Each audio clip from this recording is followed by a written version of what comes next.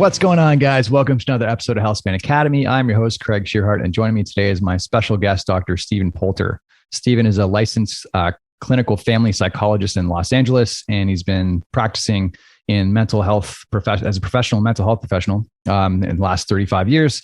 He's been the author of several books: The Art of Successful Failure, Father Your Son, The Father Factor, Your Mother Factor, The X Factor, and Shame Factor. So we're going to talk today a lot about emotional management and relationships, and basically how to optimize your sort of mental health, some of the tools we can use and some of the tools that are used commonly in therapy. Stephan, thanks so much for joining me today, man.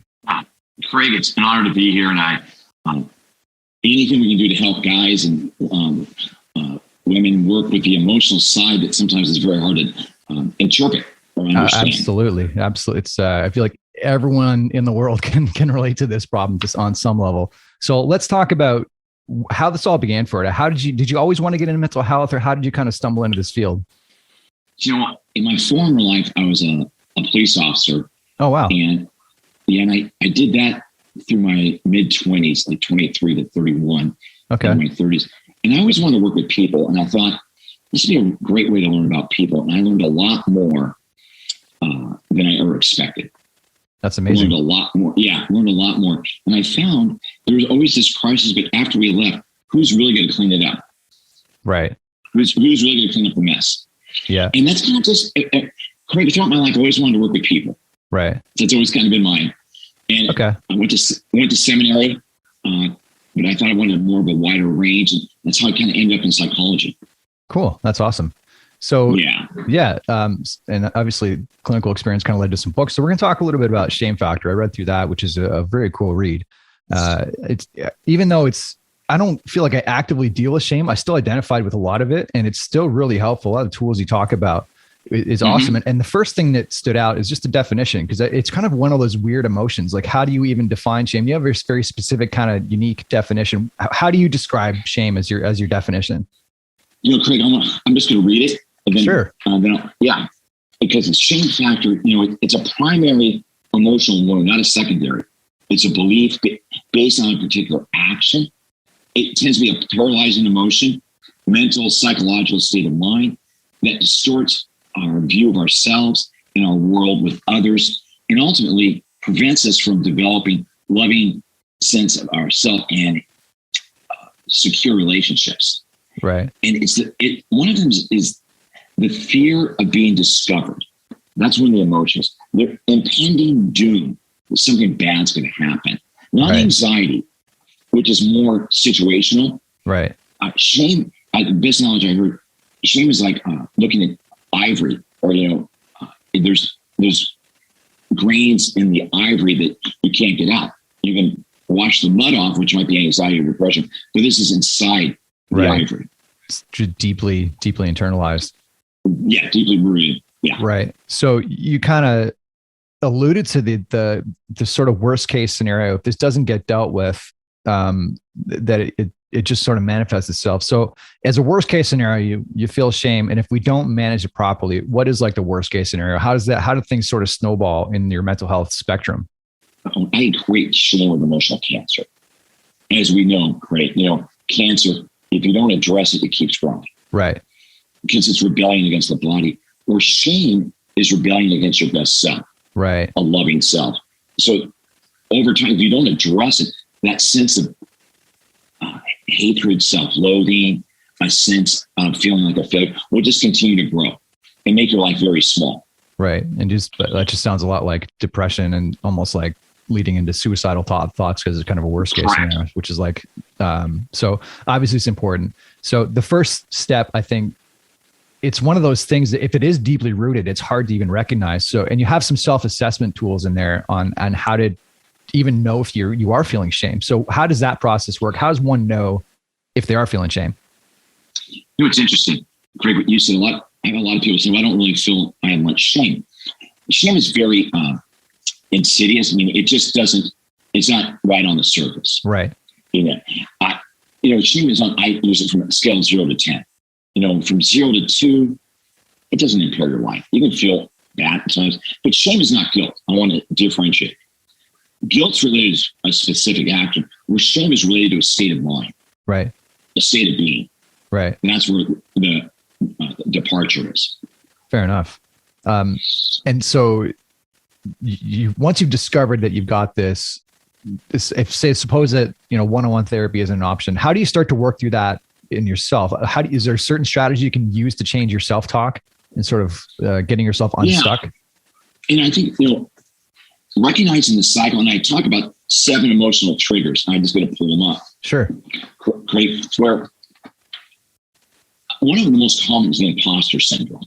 Right. I'm going to be discovered that I'm not good enough in my job. Yeah. Of all the 7 elements, I probably hear that one the most. Huh. And I see articles in the New York Times, the Wall Street Journal, talking about the imposter syndrome. Mm-hmm. Imposter comes from, I don't feel good enough. Right. Deep down, if I get a job promotion or move up, they're going to discover I'm not capable. Right. Someone's going to find out that I'm a fraud and an imposter. Yeah. Right. And that is shame, because it says you're defective. Right. Now, it has nothing to do with your ability to perform. It's this belief, Craig. And I think one of the keys is like the inner narrative. I tell people, what's the script you're telling yourself? Right. And the script we go back to when you're young. We're not parent blaming, but just like, what was your first time you felt embarrassed? Always start people there. And how did you manage it? What did you think? And people go, well, in front of the classroom, I feel like I was really embarrassed and didn't feel like I could talk and do it, whatever. And so that fear sometimes evolves into one of mine, put the fear of embarrassment. Right. So embarrassment is like the event, right? That sort of like initiated the whole process. Yeah, it's like the first domino. Right. And another one is people say, I feel disrespected or I feel invisible. And that goes back to not feeling noticed. Right. And when you feel noticed, you're not angry. Right. Huh. I find a lot of teenagers I work with, their rage, no one sees them. Right. Huh. They're seen but not seen. Yeah. Interesting. Yeah. Yeah. The third one I put the imposter syndrome, and that's feeling like you're a fraud. Mm-hmm. Like you're copying someone's homework metaphorically. Right. You're going to be outed. The next one is feeling isolated. And that's the fear of rejection. That people get to know me, they're not going to like me. I see this in couples a lot where they have this distance and these problems because ultimately he or she doesn't really let you into the inner court. Because if you see it all, you might leave me. Right. And that's a shame factor, not feeling good enough. These are just all different layers of insecurity, more or less, right? Or different triggers. Right. Yeah. Different triggers. Because deep down, again, if you ask me in one sentence, shame is the ongoing sense of not feeling good enough. Right. Ongoing. Kind of like the opposite of confidence, Correct. Right. I use the word confidence versus inferiority. Right. Confidence creates you're going to land on your feet and figure it out. Right. Inferior means I can't do it. Mm-hmm. I'm not capable. And that's kind of like the spectrum that we go on. So the last kind of piece did you have more to add to that? Yeah, I got 2 more. The fear of intimacy. Fear of intimacy is that I'm damaged goods. Right. If they see me, a lot of times people go through divorces or go through a divorce, they feel, oh my God, I feel damaged. This person left me, but that wasn't the reason why the relationship ended. Right. But they get stuck on that one. And lastly is the fear of criticism. Mm-hmm. That's if you're upset with me, I'm bad. Right. Those are all.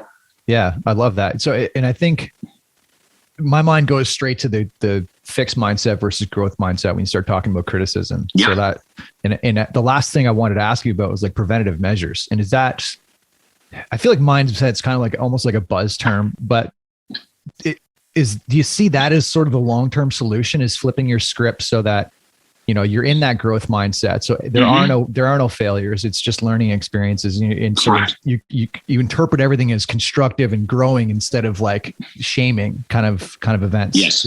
Is that like the ultimate sort of preventative measure? Yeah. Because ultimately it comes back to self-acceptance, what you just said. Yeah. And there are no mistakes. There's experiences and lessons to glean. Right. And shame wraps that gift up. Many times we'll never open it. And that gift is you on the inside. Yeah. I love that. Very cool. You're the gift on the inside, and shame gets wrapped around it like you can't get to it. You can. Yeah. It's just this roadblock that just insurmountable in your way. Yeah. And when you confront it, it does dissipate. That's the paradox. Right. I love that. Very cool. Yeah. So shame, obviously, one of those deep levels, I think like we're all dealing with some level of shame, probably. One of the more common things that, especially since the pandemic's hit, I think is just stress management. And everyone I feel like is on a little bit higher baseline, depending where you're living and how your government's handled the pandemic. That's a good point. Yeah. But in my own personal experience, stress is one of those things that just creeps up on me. It's just like, you almost don't notice it until it's like too late. And then it's like, and then you start to feel it physically. When you feel it physically, I feel like that's almost, it just hasn't been dealt with. So the first step obviously is the warning signs. So what are the warning signs you tell people to look out for when we talk about stress management? I call them pre-instant indicators. Okay, like if we feel in our body, it's spilling over. Right. And many times, stress, one man's stress is another man's blessings. Mm-hmm. And I tell people with stress, what is it that you fear? And what is it you fear? Talk yourself through that. Mm-hmm. Then you can talk yourself back. Right. That's really, like during the pandemic, many people were worried they're going to lose their jobs or different things are going to happen. Okay, so what happens if that happens? And after a while, you kind of talk it through. It's a lot of it's smoke and mirrors. Right. Because stress keeps you on the surface, Greg, versus doing a deep dive. What's down there? Well, maybe something in my past happened. Maybe my parents, my dad lost his job and we got divorced. Things like that. Right. Fair enough. And then essentially we have these like, you got to kind of have to disrupt the patterns. So you identify the issue. What I'm hearing from you is it's basically you kind of have to respond to this emotion with some kind of logical thought or logical train of like, well, let's find out the root issue. So, and that's obviously easier for some people than others, right? You can kind of switch from like this emotional response to. So how do you talk people through that when it's not that simple? And you kind of like, we're going to talk a little bit about your tips for getting into the sympathetic state. And maybe that'll kind of explain some of this, but how do you work with somebody that is just super hyper emotional and can't calm themselves down enough to turn that logical brain back on? I use the analogy. It's a great question. I get it every day. Right. There's 4 corners to a building. Mm-hmm. You are convinced there's only one corner, but we know there's 3 others. Okay. What are some other options? Mm-hmm. And when you start thinking that way, it gets you out of the primal brain or the lizard brain into the frontal lobe, your best self. You start thinking more constructively instead of destructively. Right. I love that. That's really cool. Yeah. I always say, what's the 4 corners? And no one can argue that because we know there's 4, but with anxiety and stress, we think that's the only corner, the one we're in. There's no other options, but there are. Instead of thinking why, it shifts you into how do I get out? Yes. Yeah. How do I get out? And different perspectives. Right. It turns it down, right? It turns it down. So you can start thinking options. Right. I love that. And just to sort of snowball off of that, let's talk about that. You have some videos on your website, which are really cool. Like we know that there's infinite research on meditation now in terms of like productivity and mental health resolutions. It's like the list goes on and on. Yes. There's indisputable evidence that it's doing us good as a whole, right? But it's easier said than done. And for some people that really struggle with that maybe it's a high baseline of anxiety or whatever, they really struggle to find that parasympathetic stimulus. So talk us through some of those tips that you have for those people that do struggle to get from that chronic sympathetic state down into unwinding a little bit. Part of it is that get back to the narrative, Craig. Like I have a client, he's 99% sure he's got enough units to graduate from college, but he's not sure. So he's taking 3 extra classes. Right. He's absolutely maxed out. And part of it brings us down is realizing what is it you're trying to cover? What's the end goal? Mm-hmm. And many people can't get there, but I say, I'll walk around the block with my clients. I'm out here in Los Angeles, so it's not snowing. So it's a little more, a little more amenable to walking. Yeah, definitely an option here in Canada right now. Yeah, exactly. But that's why I say that. I find trying to get us back to a place of relaxation is realizing that your life is bigger than this event. Yeah. Perspective is invaluable. Right. And that's where I really work with people on, because you can take that with you anywhere. Keep in perspective. For sure. And it's really just finding any kind of stimulus to make you feel in the present moment is kind of like how I see it, right? Like focusing on the stimuli around you, like living, experience everything fully so that everything that's happened before that you're worrying about in the future doesn't exist. And all you've got to worry about is your breath. Obviously easier said than done, but I love that. And I love that you're walking around the block. We just saw, what is that movie? It's, did you watch the series with Paul Rudd and Will Ferrell? The Shrink Next Door? No, I haven't. Super cool story. It's based on a real story. And he actually does that in the, he crosses some lines in that therapist relationship, but it reminded me of that. It's anyways, I'm sidebar here, great. But listen, people are really anxious. I do a lot of guided imagery. Used to call it hypnosis, guided imagery. Yeah. And I find people say, I can't be hypnotized. I can't do it. Do you go to sleep at night? Yes. Then you can do it. Right.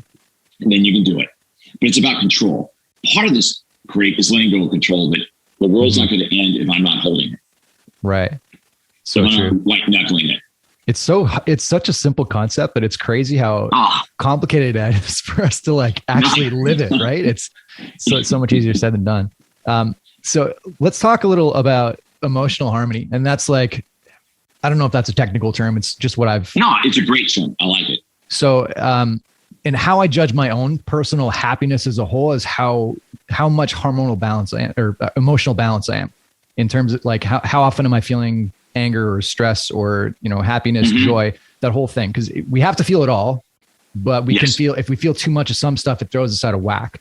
So how do you sort of talk someone into finding that right balance, or even deciding if they are out of balance and talking them back into it?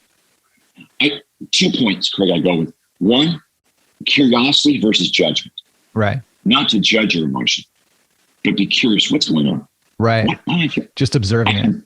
Exactly. Curiosity versus judgment. And I find even with young adults, they don't fight that. The millennials hear that, I'm being judgmental. Well, you're calling that bad. Is it bad? Or is it a warning light for you? The other piece of it is think about responding, not reacting. Right. Because if you can respond to a situation, you're pretty balanced. You're in control. It's your logical brain making those decisions. It's not the emotion making the decisions. Exactly. You can factor in, but when you and I are reacting, that's not our best self. 100%. Emotionally. It's not our best self. And my partner will attest to that. It's So exactly. We're not, I'm not voting on that one. Yeah. Fair enough. So basically the common thread I'm hearing is let's find some means to be present, accept the emotion, but let your conscious brain take control of and be in control of what you can be control of. Is that more or less the gist? That's right on. Yes. And I also talk about your best self. Right. I have clients that go, I wasn't my best self yesterday. Okay, what'd you do? What happened? Because they realize their best self is being present. Right. Yeah. 100%. And they're scared. So we all have it. All roads lead back to the moment. I had a kid coming I wasn't my best self, and he told me what he did. I'm like, okay, that was not your best self. That's a fair statement. I think he told somebody to, go to hell in a handbasket, and there we go. Yeah. True. It's not his best self. Yeah. Yeah. That really helps people. Yeah. 100%. And sort of snowballing on that a little bit, when we have these people that are hyper emotional and we talk about relationships, and you talk about the father role, the mother role, and all that stuff. And there's we could stereotype people for the most part. I feel like hormonally there's differences, obviously genetically predisposes to certain emotional spectrum, let's say.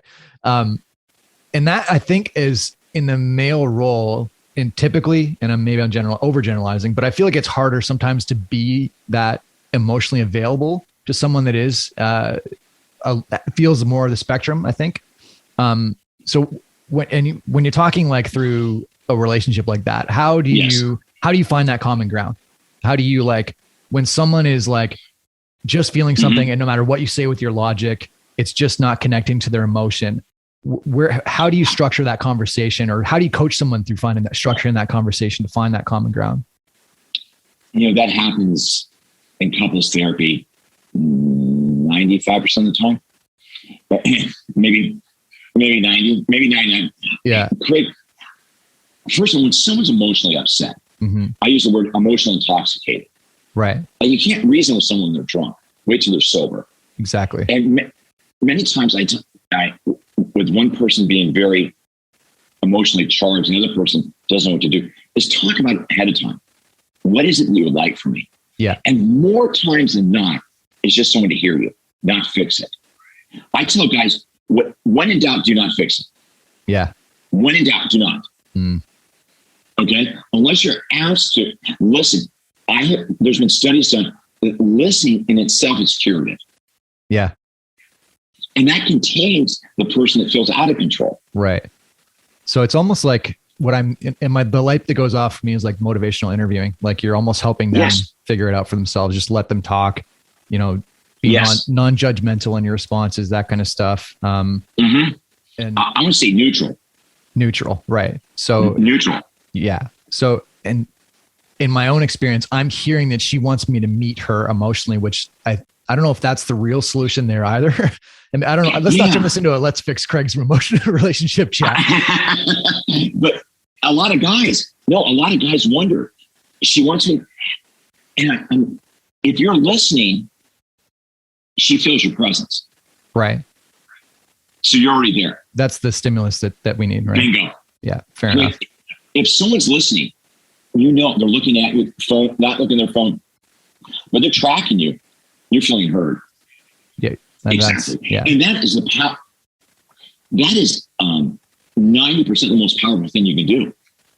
Do you kind of coach people through like echoing back statements and that kind of stuff? I've heard that used as a good strategy, like, or sort of paraphrasing their concerns.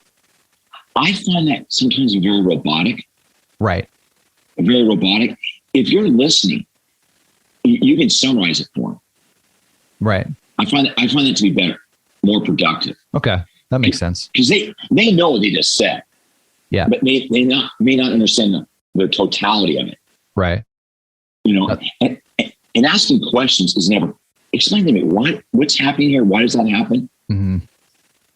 Being curious, not trying to fix it. Yeah. I love that. That's golden advice. That's probably worth the chat. Just like it's saying, Craig, you just said about how our partners feel like we don't meet them emotionally. I say to guys, listen, genuinely listen. Yeah. Yeah. Turn the TV off. Genuinely, because that's a lot of work. Set your phone down. Turn off the electronics, notificate, all that stuff. Just be present. I love that. Very cool. And you wiped out 90% of the problem. True enough. I would like take away your whole client base. For everybody to figure that out. Yeah. All right. Let's talk about, we are in a pandemic. I don't know how the state is in California. You guys have been similar to in Canada. There's been lockdowns in and out. Yeah. So it's been tough. We can't get the gyms the way we'd normally want to. Managing, we've just been throwing a curveball, and we're all kind of managing our own stress a little differently, and with our fitness and health kind of stuff. So talk us through your personal health and fitness priorities at the moment, and what your sort of habits look like around those priorities. Oh yeah, when the gyms were closed down here in Los Angeles, now right now everything's open. Go figure. Yeah, we just opened up this week actually. That's fantastic. Yeah. What I did was, whatever you can do something. And that's why I found people feel like they had to just reinvent their ability to work out. Right. Whether it be walking, running, walking hills, doing push-ups, there's something everyone can do. Yeah, 100%. And I found that to be really the key for fitness during this. I had people either gain weight or lose weight. It was either or, not in between. Yeah, it's true. Somehow you're coming back a different person. The other side. Yeah. And the other thing is with the working out, you can do it. It may not be as what we thought is productive, but it's still you're in your body. You're using your body, and when you're doing that, good things happen. Right. It just can it's just so much about momentum, right? It's just like stopping a dead stop. It's just twice as hard to start back up. So you just got to keep going. You're not going to love every single workout. You got to find some way to stay active. Cause you would know as well, it's just for the mental piece as much as anything. And that's the one thing we've heard, like as running a gym, is that people are struggling just for that outlet for their own mental stress, as much as, maybe they're not eating super healthy or working out as much, but like the mental health really does start to suffer. And I feel like we're hitting a mental health pandemic more than anything right now. So out here we get 220 days. No, that's more than that. 320 days of sunshine. Oh, man. That's unbelievable. That sounds like a dream. Oh my God. Right. So I feel like out here we're a little spoiled because you go outside and go, but I tell people that are not in the sun, you can do something out there. Get a sun lamp, different things to help offset that lack of vitamin D or, what's going on chemically. The winter blues are a real thing here. Yeah. Seasonal. Yeah. Which is fantastic. God. Yeah. Cool. Awesome. Well, Stephan, this has been an awesome chat. I really appreciate your time. We're going to put a link to your website. If you're in the Los Angeles area, please do look him up. He's done great work and he's read some great books. Feel free to check out his books. What's the best means for people to follow your content, Stephan? My website, StephanPoulter.com. Okay. And with the barbershop group, men's barbershop group is there. Great and everything, I try to keep it up to date. Awesome. Well, we'll link to that in the show notes. All right, guys. Thanks for tuning in to this edition of Healthspan Academy, and we'll see you next time.